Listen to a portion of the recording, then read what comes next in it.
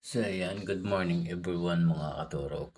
For today's video nga pala, magluluto tayo ng tilapiyang binagoongan sa gata.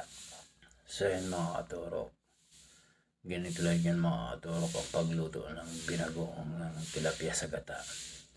Gawin nyo lang mga katurok, bumili kayo ng tilapiyang magaganda, mga 3 piraso. Tapos ang gawin nyo muna mga katurok, mag-fried muna kayo ng eggplant. Pang toppings natin yan mga katurok dyan sa binagoongan nating tilapia. So yan, pag na frito na yan mga katurok na eggplant, isit aside nyo muna yan mga katurok. Tapos isunod nyo mga katurok yung tilapia. I-deep fry nyo lang din yung tilapia. Mga 3 pirasong tilapia mga katurok. Tapos pag golden brown na yung kabila, baliktarin nyo yung kabila para mag golden brown ulit mga katurok. Pag nag-deep fried pala kayo nyan mga katurok tilapia, kailangan mainit na yung kawali nyo tsaka yung mantika para di dumikit sa kawali. So yun mga katurok, ang susunod natin gagawin, mag-frito tayo ng pork limpo. Pang sahog natin yan mga katurok. So ayan, pag golden brown nyo lang din ulit yung limpo natin. Pag golden brown na yan mga katurok, yan, isi-decide din natin yan mga katurok. Tapos igisa na natin yung bawang, sibuyas. Tapos imekos-mekos natin yan mga katurok. So pag okay na mga katurok, mag-add kayo ng luya. Palabasin nyo lang yung katas. Tapos kamatis mga katurok, maglagay din kayo.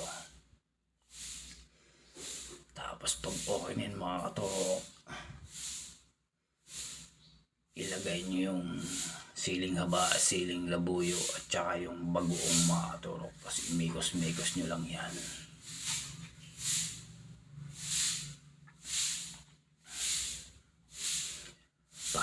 Pag okay na,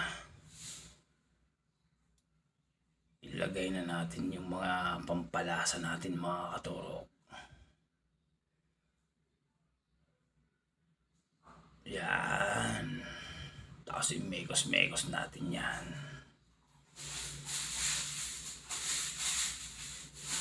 Tapos lagyan natin ng criminal water yan mga katurok. So yung mga katurok, sundan nyo lang kung paano ko yung ginawa kasi may nakalagay naman dyan. Shoutout ko nga pala yung mga solid followers natin dyan mga katurok. Lalo na yung mga OFW natin. Shoutout sa inyong lahat mga katurok.